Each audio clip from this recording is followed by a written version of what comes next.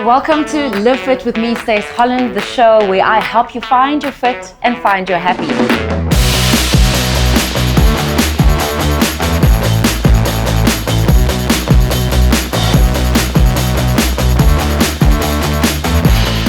I'm so happy.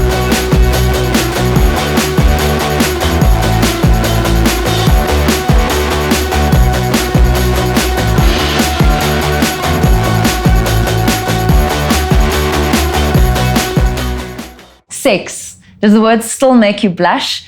And why are we so afraid to talk about the birds and the bees and the bells and the whistles? And could that be the reason why you're not enjoying a fulfilled and healthy sexual life? Well, I've invited into studio today Catriona 𝗬🗧🗏. She is a clinical sexologist and psychotherapist. And we're going to chat about everything from apparatus, sexual apparatus, to some of the myths that we encounter in our sexual lives, to stigmas and culture. I'm so excited. The entire team has been excited for this conversation. That's so good to hear. And I think I have to start off by saying you're probably the youngest clinical sexologist I've come across in South Africa. Yeah, in South Africa. You're a little bit of a unicorn in our industry. I think why we're all is that? unicorns. Yeah, why is so that? Unfortunately, in order to become a sexologist, you have to go and do your foundation in something like psychology, medicine, nursing, social work, and then you have to go and do postgraduate training. And there's nowhere in South Africa that is accredited and reputable that you can do postgraduate training, unfortunately. That's so sad. It really is sad, and there's such a desperate need for it. Yeah. So you get a lot of psychologists who have a real interest in sexual health and sexology, but they're not able to specialize. So they're actually working just based off their clinical experience and their practice. Talk about your journey. What led you to want to study sex? So it's a question I get asked all the time. Like, how on earth did you get into this field? And like, what do your parents think about it? Yes, those are the two standard questions I get. My parents think it's great. They're really proud of me. Well, they're quite liberal. They're both in the medical profession, so they're just open-minded. Okay. And they also, I think, appreciate that I did it in a very academic, formal way. It wasn't, I'm going to go and just call myself this when I have no backing to it. Yeah. So when I was in third year in university, I was at Wits here in Joburg. We had one lecture in psychology in third year on sexual dysfunctions. And then also that nowhere in the world, and I've been fortunate to work in Australia and the UK and South Africa, nowhere in the world on a sexual education platform gives us the permission to talk about pleasure and sex. So glad you said that. Music to my ears, because that was going to be my leading question into the topic is when we talk about sex, it's usually sexual health. And when we talk about sexual health, then we hear the terms HIV/AIDS come up. Risk, danger. Everything is taboo. It's so scary. Like, where is the pleasure conversation happening? So I'm glad you mentioned that. Exactly. Yeah. And as I mentioned to you earlier, the Dutch actually have the most positive sexual development of any population in the world because the sexual education they receive focuses on joy, permission, and pleasure. So they grow up with sex not being this taboo topic. Yeah. Whereas in the United States and in South Africa and many other places in the world, danger, sex, is pregnancy, is HIV, is STIs, don't do it, it's bad. Parents need to recognize that kids will touch themselves from a very early age. They touch themselves when they're in the womb, okay? So babies have been found on ultrasounds to be touching their genitals in the womb. Now, kids are not doing it for sexual pleasure. Yeah. So when a baby is born and suddenly finds their penis or their vulva, they touch it because it just feels nice. Yeah. And I've had many a mother with a toddler say to me in horror, I walked in to the TV room and my son was sitting there with his hand in his nappy, touching himself and touching his penis. What did I do? What a horror. Now, he's doing that because it feels nice. He's not doing that because it's sexual. Now, if mom reacts and goes, what are you doing? How could you do that? Stop it, that's bad. Instantly, we place shame on that child, okay? Now, this is the norm. Why? Because that's what happened to us, so this is what we do to our kids. If mom can change the narrative from what she experienced to, oh, okay, baby, I know that feels nice. I understand it feels nice, but that's something that you must only do when you're on your own. So you can do it. Give them permission. It's normal. It's normal for them to touch it because it just feels nice and they're curious and they're exploring their bodies. And then anything that's wrong, you want to do more of. Not only that, you want to do more of. So maybe he becomes very compulsive in his need to touch himself, or he goes in the opposite direction and struggles with erectile issues or ejaculatory issues because he feels it's bad to touch myself. That's what I internalized as a child. Do you think it's because I think the predominant source of sexual education, if it's not from woke parents, is pornography? Yeah, I say porn, unfortunately, is one of the most common forms of sexual education. Which is scary. So unbelievably scary, because porn is not real. No. Porn is acting. Yeah. So the fact that she has a screaming orgasm from him doing this, it's not going to happen in real life. The fact that he climaxes on her face and he seems to enjoy it and she loves it, I can tell you there are very few women. Yeah. Very, very few women. Exactly. So porn stars are acting. Porn stars are hired on the size of their penis, and it's based on a script of what someone in their mind thinks is the ultimate, right? Yeah. I have a really ridiculous joke for you, but porn gives us unrealistic expectations of how quickly a plumber will get to your house. It's my favorite joke. That is true. Yeah. No, that is so true. Because I mean, the plot, I know there's a group of women in Spain. They're filmmakers and they're spearheading sort of a new genre that's aimed at women in porn. It's beautifully shot. Nice. The plots apparently are more realistic. Sure.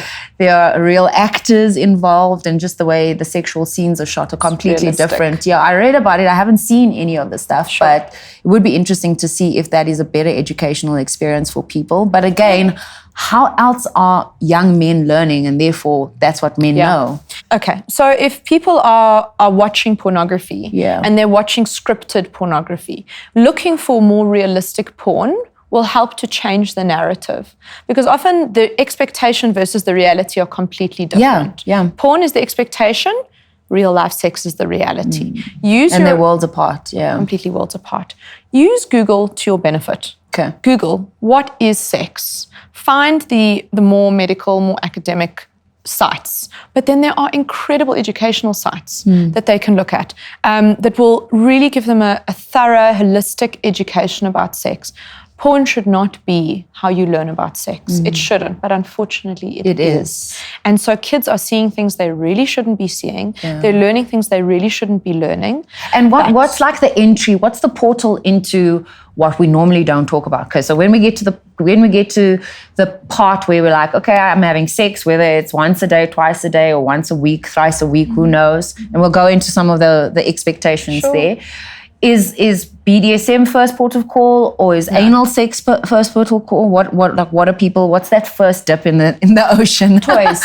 Okay. Toys are generally, and we have some toys. And we've got some toys we can expand. So toys are generally first port of call. Really? Yeah. Shouldn't that be on the other side of that? I wish supposed it was. line? I do wish it was, because unfortunately couples have this belief that they're going to get a toy to spice up their sex life and fix everything. It doesn't. It's a nice addition, but it's not addressing the foundational connection that you need to work on. Okay. People do explore anal sex. There's this fascination with anal sex. Yeah. Okay. Maybe let's talk about that. Sure. What is it about men that they desire it so much, and what is it about women that they may be a little bit reluctant to? I know the lubricant that you'd use for anal sex would be completely different, right? It can be different. It should be different, and you should always use lubricant. Yeah. The anus is not self-lubricating like a vulva. Yeah. A vagina, sorry. It needs to be a wetter is better situation. I would hope so, yeah. Through and through. Actually, with sex in general, wetter is better, especially with anal sex. So with a lot of men, there is a fascination because of the tightness. Okay. The sensation around the penis is a lot tighter.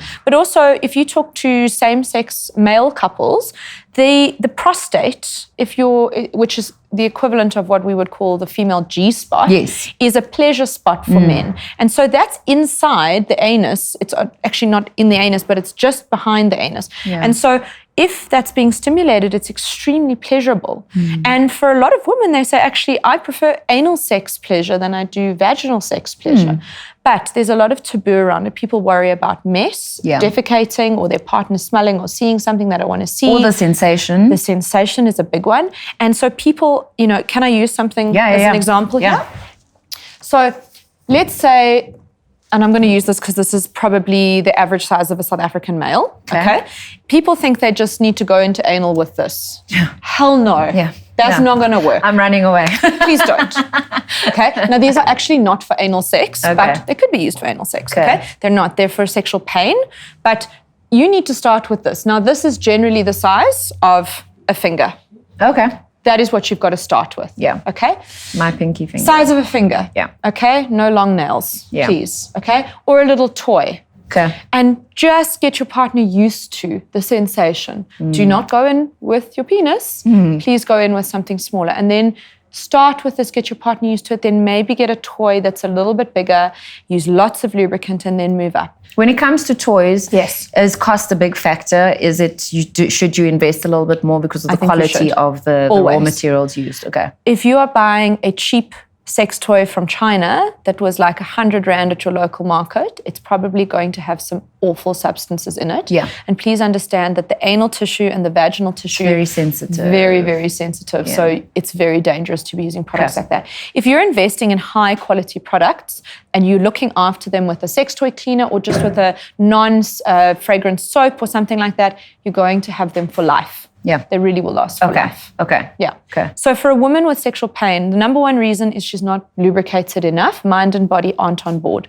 So The second foreplay is important there. should be 20 play. Yeah. Okay? Yeah. Slow things down. It takes the average woman 3 times as long to get her mind and body on board for sex than it does the average man. Because we don't compartmentalize our thoughts. I don't think men truly get this. No. That the grocery list and the need to have sex and the desire Exactly. to have sex And the need to look after the kids. and the dog that hasn't been fed are all in the same box. All in the same on box. the bed or wherever you're having sex. Exactly. And that's what's going through our mind at the same time. Exactly. It's called arousal non-concordance. Ah, Right? okay. That's a big fancy term. It essentially just means that the mind hasn't had time to catch up with the body, Okay. or the body hasn't had time to catch up with the mind. And it's the same as saying, if a woman says she wants to have sex, but she isn't wet, she still wants to have sex. Yeah. Men will often say, but you're not wet, aren't you don't turned want on by me. me? It means nothing if a woman isn't wet. It could mean that it's a certain time of the month, she's worried about her sick dog, she forgot to buy bananas at Woolworths. It could mean anything. And similarly, just because she's wet and she's saying, I don't want to have sex, she doesn't want to have sex. Yeah. Take her own subjective response as what's In necessary. fact, let's talk about consent. Sure. And I think women are talking more about it. Yes. I very think much maybe so. the men haven't caught up to what constitutes. Consent. We say yes and no, but I don't know if that conversation and the nuances around the conversation are being had. Yeah, unfortunately not. Yeah. I don't think it's taught ideally. It could be taught better in schools. It really, really could. Especially in a relationship. Especially in relationships, absolutely. If you say yes to sex with your partner now and 5 minutes later you change your mind, no means no. I don't want to have sex. Don't try and pressurize me into it. Don't try and force me into it. If I say I changed my mind, no means no. Stop. No means no. What about the Consensual. rejection that men feel? And how can a woman is a big one. in a relationship, a loving relationship, Yeah. perhaps communicate that in a better way? Okay, so it's never about what you say, but how you say it. So saying to him, honey, get off, or stop it, or I don't like that, or I don't want you tonight, you're not going to get a good response. You're feeding into his experience of rejection more and more. Yeah. And the more he's feeling rejected, the more he's going to want to connect. So he's probably going to want sex more and more, or he may go looking for sex outside of the relationship. So rather than saying absolutely not, say to him, I'm really not in the mood right now, and I really want to be able to be there and experience sex the way you're experiencing it. Could we rain check till tomorrow? Or I'm actually not well at the moment, and it's not a great environment for me to be sexual, but, do you feel like a blowjob, or do you feel like a hand job? Or could you go and touch yourself? Could you go and masturbate? It's about how you say it, not what you say. Yeah. So think about how you would receive it instead of just outright saying no. Say no, but why? Say no, not right now. I'm not really feeling into it, and I want to be able to be fully into it with you. Yeah. That's where I want to be with you. Okay. What other toys did you bring for us? So let's talking about sexual pain. So the opposite. Oh, yes, okay. Okay, so someone who experiences sexual pain should not use these, okay? Okay. Because a woman who's experiencing sexual pain, these are Kegel balls. Yeah. Her pelvic floor muscles. Gonna have to strengthen They're that. already tight. Oh, yes, you're gonna have you to get relax a that, hypertonic yes. pelvic floor, Yeah. so they're already too tight. That She's makes not sense. relaxed enough. Yeah. The whole point of Kegel muscles is that it's not about, it's like a bicep curl. This action is great, the lifting up with the weight, but actually it's the release of the action that's more important. And the release of the pelvic floor muscle is important. So that's only in the instance of pain. So in the instance of pain, the woman has to learn to release the muscle and relax. But for women, unfortunately, as we get a bit older, we lose muscle tone in this area. That could be because we have carried a baby on those muscles for 9 months. Or more than one. Or more than one, 5, 6, however many it might be. We've carried a baby on those muscles for 9 months. Or it could be because we jump on a trampoline often with our kids. Or it could be because we're getting older. Now, unfortunately, that's interesting. I thought rebounding is good for the pelvic floor. In terms of jumping on a trampoline? The smaller rebounders. Yeah, sure. It is good for a pelvic floor if it's not a tight pelvic floor. Okay. But it's not targeted specifically for the pelvic floor. Yes. Right? Yeah. And unfortunately, like our glutes, I think this is an even more ignored area of the body. 100%. Way more than glutes. Because that is where the power of the core comes from, actually. From the pelvic floor. Yeah. That is where our core is based. Yeah. So what these do, and you've got one that I put together, and I've got they're just 2 different brands. So that would fit, this would fit in here. Exactly, it would. Or you could use it individually. So they're different weights, like kettlebells. Exactly like kettlebells. Like your dumbbells in the gym, they're different weights. So that's exactly a perfect example. Okay. If I don't gym often, you would not send me to the gym and say, Catriona, go and pick up a 50-kilo dumbbell. Yes, I would not. Because I would try and I would fail. It would fall out of my hand. It could cause damage as well. Cause damage. Yeah. So if you're going to go and put in a heavier weight Kegel ball, it will fall out if your Kegel muscles are not strong enough. That's why in sets like this, they give you 2 weights. So the pink ones in this set are the lighter weight, and then these seem the blue like ones are heavier. A silicone, higher grade silicone. Okay. Compared to these, which are a sort of body safe plastic. Okay. So you can hear they've got a ball inside. Yeah. A woman. So this one you can insert. That's quite heavy, actually. Quite heavy, right? Yeah. So this one you can insert on its own because it's got the the string. Yeah. But just remember, what goes up must come down. Yeah. Okay. Yeah. And a vagina is only about that long when non-aroused. Okay. So you will be able to get your finger in there. Okay. So a lot of women are, is it going to get lost? It's highly unlikely that it's going to get lost. Please don't forget that this is in and go to work, because people are going to be like, what's that clicking noise? When you actually hear that.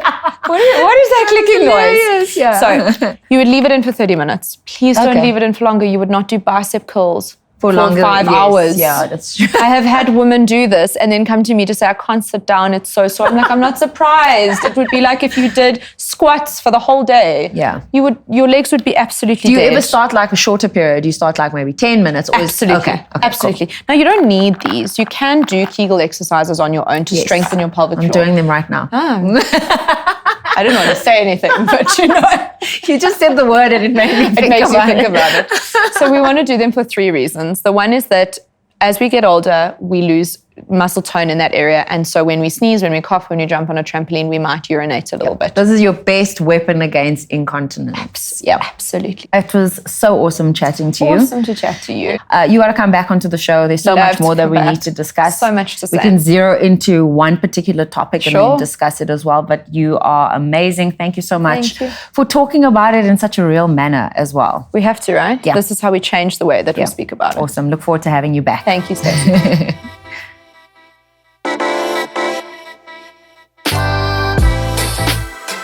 All right, so the Sexisode, instead of finding supplements that improve libido, we found some supplements that support general health and well-being, because I think that's more important. If you think about the frenetic lifestyles we live in, stress plays a major role in libido, actually, and affects libido. Look, people complain about lack of energy, not lack of desire at the end of the day. Stress wreaks havoc on our general well-being and on our health, and so naturally, it's going to wreak havoc on our sex lives.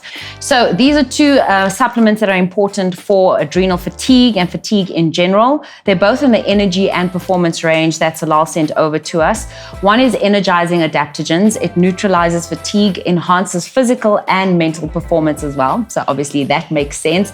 And it's also stimulant free. It's a herbal supplement. It contains things like rhodiola extract, reishi mushroom, ginseng panax, astragalus, ashwagandha, gotu-kola, and licorice as well.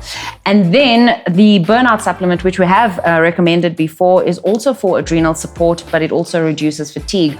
I suppose it would be playing around with both of them and seeing which one you perform better on. I prefer the energizing adaptogens from an energy perspective, but I have tried burnout as well. You take them differently in different intervals, so it would be important maybe there to perhaps chat to your practitioner about that.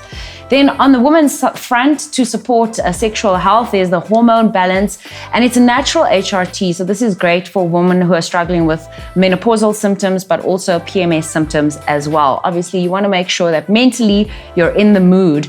Let's look at what's inside there. Black cohosh extract, vitamin D3, chasteberry extract, also a nice herbal supplement. Now, this I found very interesting. Is one of the major problems or causes of erectile dysfunction is oxidative stress.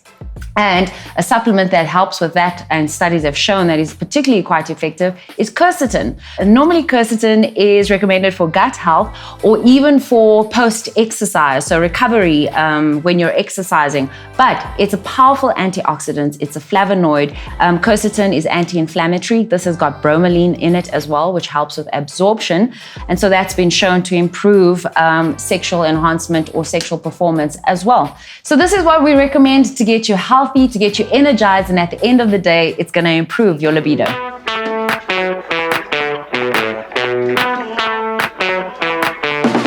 The sexual experience starts long before the bedroom. In fact, our sexologist Catriona said it can last up to 2 hours long. We have a quick and easy recipe where you can make your own post-sex chocolate treats, or you can use the liquid version for your own edible body paint.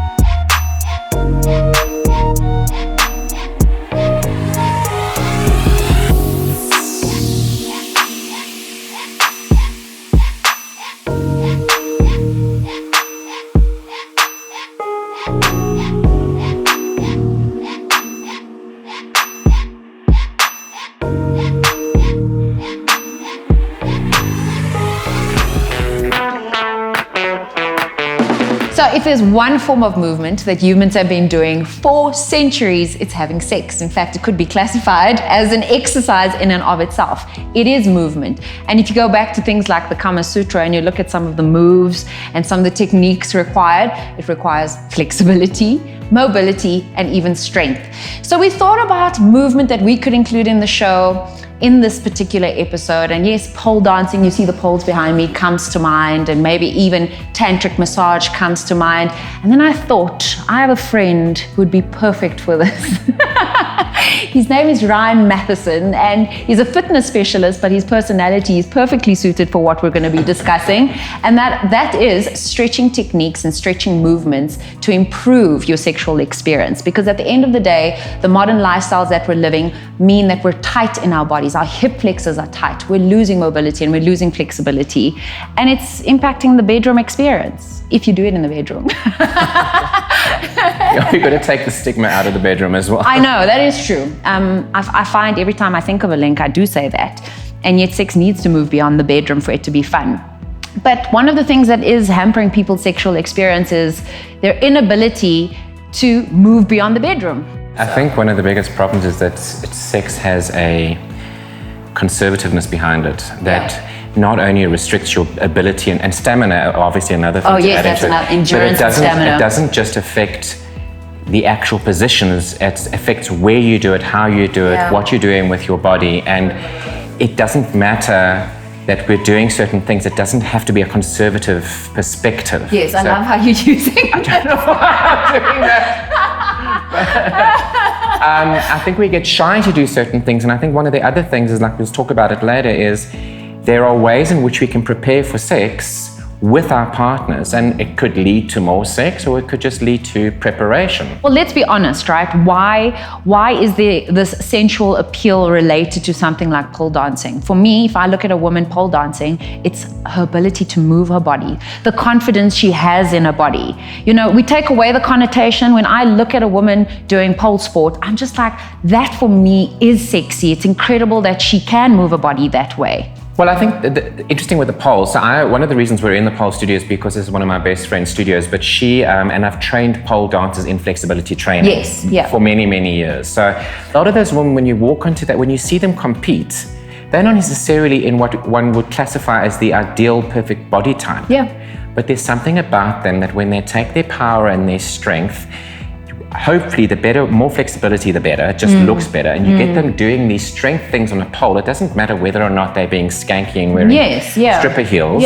or whether they're just being strong. But that ability to do things is powerful. But it just looks better when you're flexible. No, 100%. If there's something that when I was in exchange student, I had a lot of Brazilian friends, and even at that young age, is something that I learned about being confident in your body, is that is sexy, is just confidence and being able to... That's one of the primary, sorry to interrupt, one of the primary reasons that a lot of the girls do pole sports. Yes.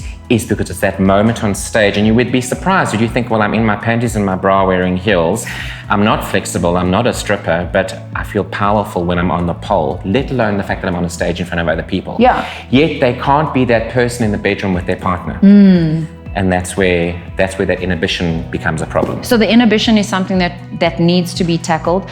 You've been in the fitness industry for 22 years. Yes, I've been in it for 22 years, and I felt this passion for stretch. It's just something I found I was good at doing, and I found it through, if I was in this position, where could I go from here, and I could go from there, and I could move. And it was a case of, it was a self-discovery. I think people who know my stretch program see it as kind of a flow yoga concept, although I'm not necessarily popular with the yogis because I'm not focused on the spiritual side of it. I'm focused more on the technicality of the exercise and looking as good as you can in each position, irrespective of your level of flexibility. And then I've just been focused on that, and I'm also in the food side of things in a healthy perspective, and that's what I've been doing.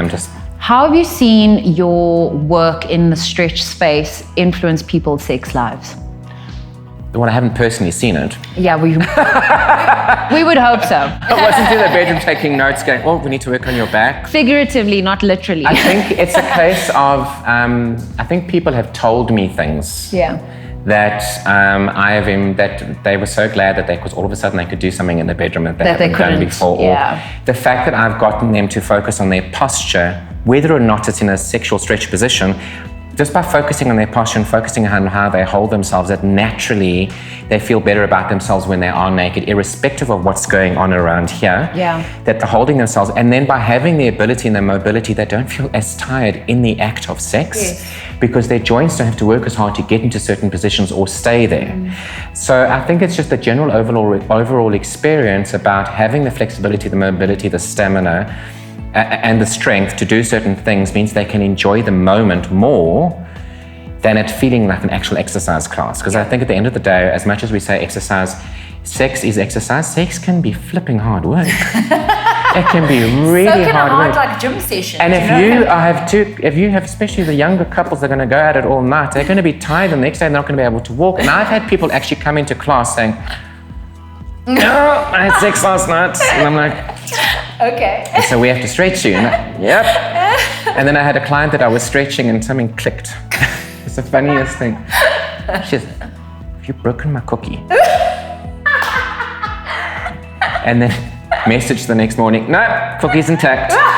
But we specifically did stretch training. So they were very grateful. So I found, interestingly enough, when I go to gatherings and there's husbands and wives together, it's the men that will come up to me and say, oh, really? Shot, dude. Thanks for what you did there. Thanks. You're the only man I'll let close to my wife, and thank you.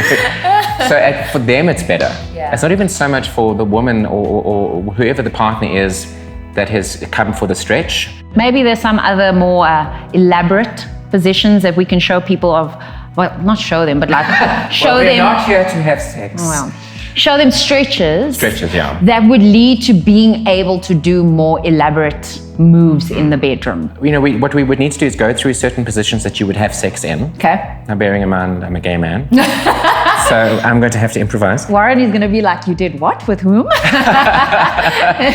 Fortunately, Warren's met me and he knows.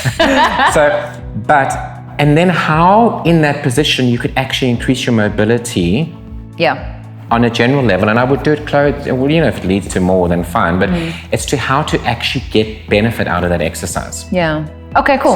So we're ready for it. We're showing static stretches versus what you like to do as a flow. Because that's your thing, right? Yeah, I do flow movement, but in the benefit, I think for this purpose, I think the benefit would be rather to have partner workouts as much as possible, and in ways in which you can do it by yourself without a partner. Yeah. I think that's our best, best thing. Okay, look, at the end of the day, we're encouraging you to look at the stretches that we're showing you. Try it out for yourself. It's going to improve your health and your wellness at the end of the day and your fitness. Exactly. But if it helps spice things up for you, then yay. So let's try it out. What we want to avoid is the hip lifting. So it's kind of a shift there. So basically, you're pulling the hip, and it's a gentle pull.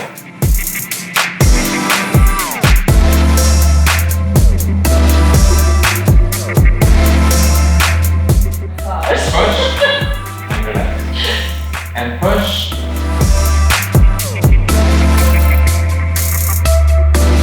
And relax. Push my hand up and relax. Push up. Arms, now drop your arms to there. So what you can do is this. Now you're going to pull your arms forward, and I'm gently going to pull back.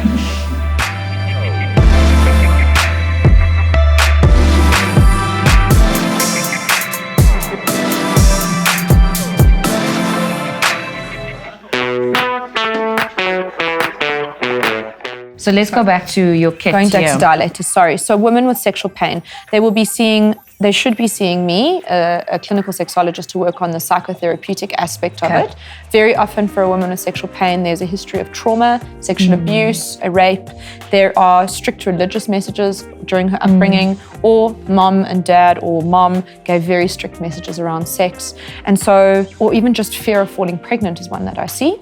So we would use the sort of psychotherapeutic approaches to unpack and dismantle all of those fears and the shame she often feels around sex. And then she would be put onto a dilation program with a set like this, where you start at the tiny one, the yellow one, and you work up through them until you get to such a point that you are comfortable inserting and leaving that dilator in for some time, and we work up. And let's say I've got a client whose male partner connects to the size of number 5 over there, that pink one. I won't make her go to number 6. There's no need. And actually, a colleague of mine makes a fantastic range of dilators, and they are not as long, they are wide. Because it's not the length for women, it's the width, the girth. And she actually makes, because we're in South Africa, a number 8. Wow. She makes 5 standard and then up to a number 8, which is very, very big, because some women need that. Even if there's not sexual pain, they need their bodies to get used to that size of a penis entering the vagina. So where does this hang up come from, that it's not the size of the it's the motion of the ocean. Motion of the ocean, yes, exactly. So size... Men still like hung up on this thing. Unfortunately, Really? And I think it's a media thing, like porn stars also, they see a porn star. Porn stars are hired on the size of their penises. You're not going to get hired if you've got a average size penis. And most men are average. And penises, just like vulvas, just like breasts, just like hands, just like toenails, come in different shapes and sizes. 100%, Okay? And I can tell you, if it's a heterosexual relationship, most women are not going to climax from sexual intercourse, from penetration. 81% of women will not climax during sexual intercourse. They will climax from foreplay. They will climax from oral sex before or after. They will climax from using their toy. They're not going to climax. Stimulation, So it is about what you do with it. Can you rub it? Can you rub your genitals against each other? Can you explore oral sex? Can you explore using your hands to stimulate? It shouldn't be about the size of the penis or the erectile functioning of the penis. It's unfortunately a big misconception that in order to have sexual pleasure, you have to have an erect penis. You don't. Yeah. Same with women. You don't have to be wet. to experience sexual And pleasure. that penetration is required for a satisfying sexual experience. Definitely not. Yeah. Definitely not. Okay, what other toys did you bring for us? What are these? So we've got some cock rings here. Okay, or penis rings, whatever you want to call them. We've got 3 different sizes. So these can be used for pleasure or for dysfunction. Okay. So if you want to use them for pleasure, a man can, if you can hold those two, they're stretchy. Yeah. A man can put them around the base of his penis once he's got an Don't leave erection. these lying around your children. Your kids won't know what they are toys because Please clean them properly. Yes, exactly. But your kids won't know what they are. Kids are not going to know what they are. Your daughter's going to be like, Daddy proposed to me. Yeah, exactly. Give me a ring. Sure, honey. You don't know where that's been. Please wash your toys after use. Yeah. It's like, And what? Kids Was are like, curious. is there something special or just normal soapy water? No, you can get sex toy cleaners. Okay. And that is, if you want to buy a toy and you want it to last long, get a sex toy cleaner. You can get it off the adult websites. And so he would get an erection first, if this is for pleasure. Get an erection first, stretch this and put it onto the base of the penis so that it is sitting there. And what it does, it constricts the blood now, flow. one of these are bigger than the others. Is that an indication of where? Size. Okay. Size of penis. No. Oh, the balls. The balls. Just for sensation Oh, more than okay. anything Okay, else. cool. Okay. But yeah, and you get much bigger sizes than this. Okay. You get really all the way up to like the size of a Coke can, if not bigger. Okay. Those can go around the penis and the balls, the testicles, and that's Okay. again for sexual pleasure. Some men like that. So this helps to maintain a nice hard erection for men. How long did it take you to learn to say penis and balls without laughing? God, I think it happens super fast. Really? I have no scar when it comes to this topic. But you have to. Because you're saying it and it's normal, but the minute I wanted to say it, I was like, okay, I wonder how long it took you. Do you know what I say to my clients when I have new clients? I say to them, guys, I talk about this topic like I talk about the sushi I'm having for dinner tonight. Yeah, I can imagine. It causes me no angst Yeah. or shyness or discomfort whatsoever. Yeah. But I think it's also part of my personality, maybe because I'm so comfortable with the topic. Yeah. And sometimes I forget, like at dinner And parties. you just, that's what I'm wondering. I say things at dinner parties. People are like, that was Did an you awkward. just And I'm say like, that? oh, filter. Sorry. And my partner will be like, rein it in. Anyway, so can help with a nice, hard, strong erection. Okay, and just for sexual pleasure, and the tightness can feel, the constriction can feel very nice. Should not be left on for longer than 15 to 20 minutes, please. Okay. It is an organ. It does need blood flow. Yes. And if you're using the smaller one when your penis is quite large, it's going to be very uncomfortable. Constricting, yes. And constricting, even though this one actually stretches. How do you use it for dysfunction? So if I've got a man who's struggling to maintain an erection with his partner, what I would get him to do is they do foreplay and arousal, oral sex, so he gets his erection, and then to use a cock ring over the base. So put the cock ring over the base of the penis.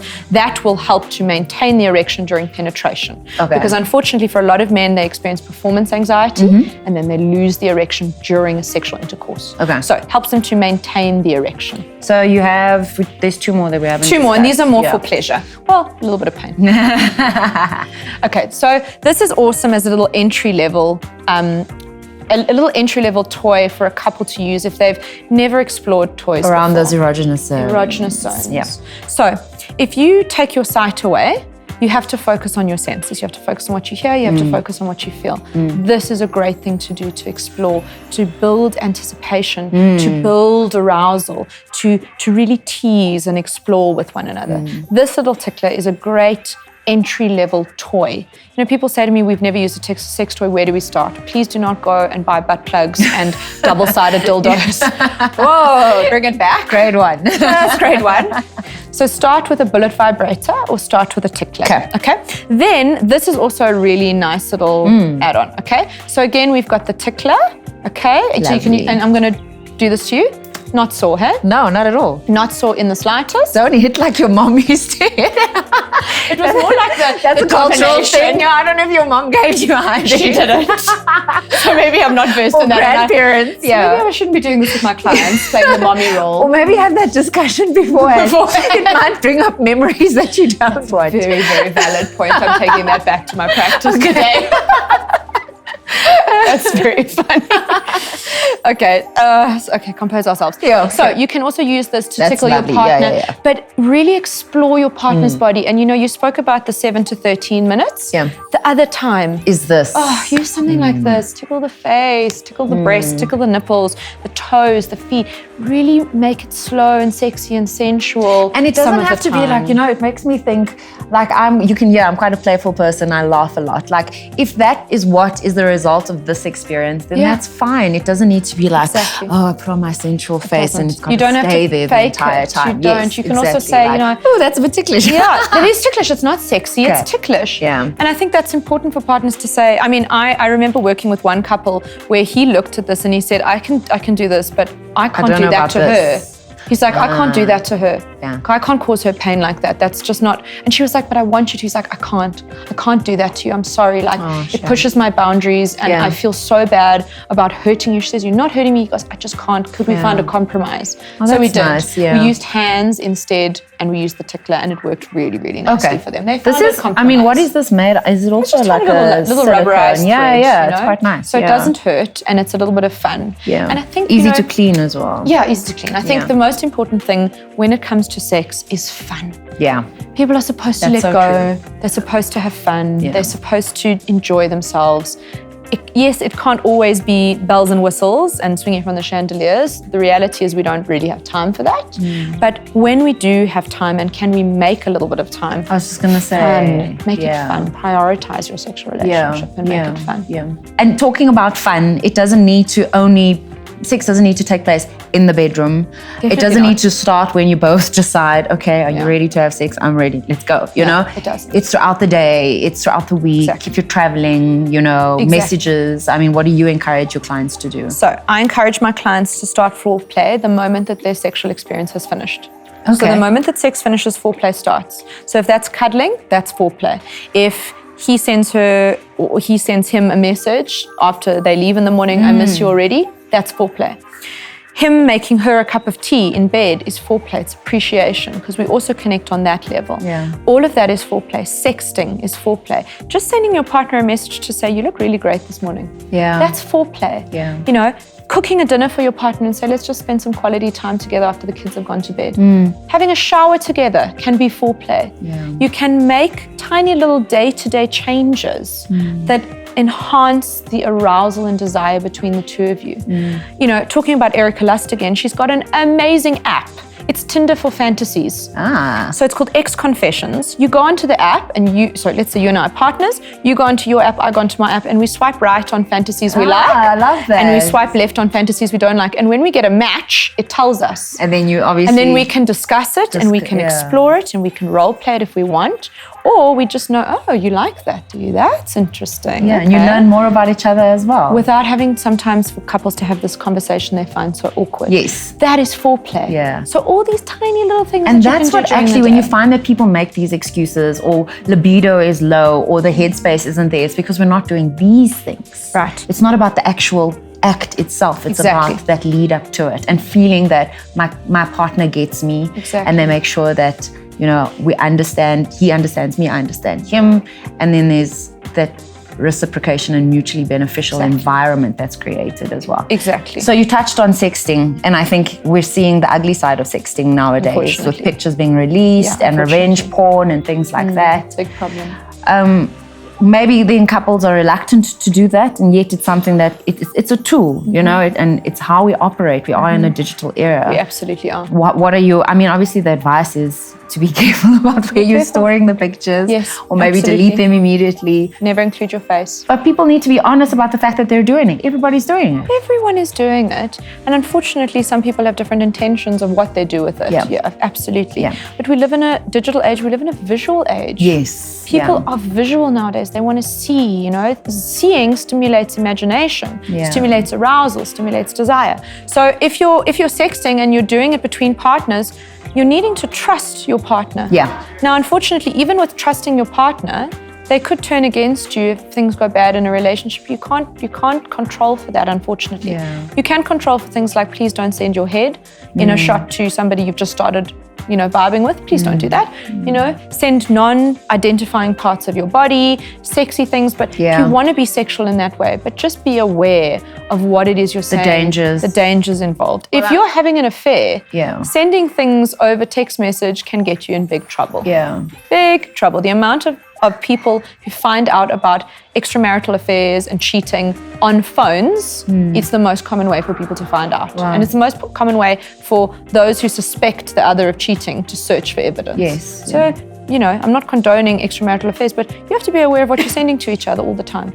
But between a loving, committed relationship where you can let go and be vulnerable and trust this person, enjoy it. Use it as a great platform to discuss things and share things. But just don't send raunchy stuff to your partner's work email address. Yeah, Super please bad don't. idea.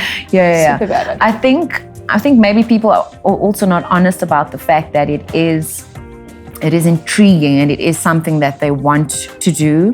And if they are doing it, they don't want to be open and honest about it. Exactly. And yet that in and of itself is quite normal, you know? Absolutely. The same way the selfie culture has made a person that you'd never expect to take a selfie Sure. and maybe even appreciate the angles of their face and start loving themselves is the same thing that's progressed into this. Absolutely. Yeah. You know, the cell phone can be detrimental as the third person in a relationship. Yeah. Can really come between a couple, but it can be used in brilliant ways as well. Yeah. It can be used for couples to connect in ways we were never able to connect in 30 years ago.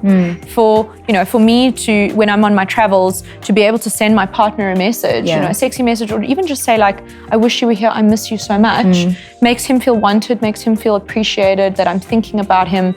That is a big deal. We weren't able to do that. So they have a huge benefit to our relationships, but can play a huge role in damaging relationships as well. Strengthening the bond, but also damaging it. I want to squeeze every bit out, but I have to let you go. Some of the myths. Eating pineapple, does change the taste of semen. Okay. Yes. So but good. Tick or one glass of pineapple juice is not going to change the way that a man tastes. Yeah.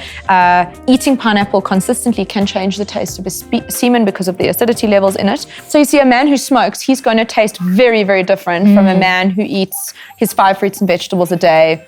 And if your wife doesn't smoke, I can't imagine should or your partner enjoy that taste unless she smokes as well. Yeah, but even then, it's a very, very different taste. Yeah. So yes, the pineapple thing is true, but it's also just about the health. Okay, fruits and vegetables and a balanced diet and a healthy lifestyle, you're going to taste better.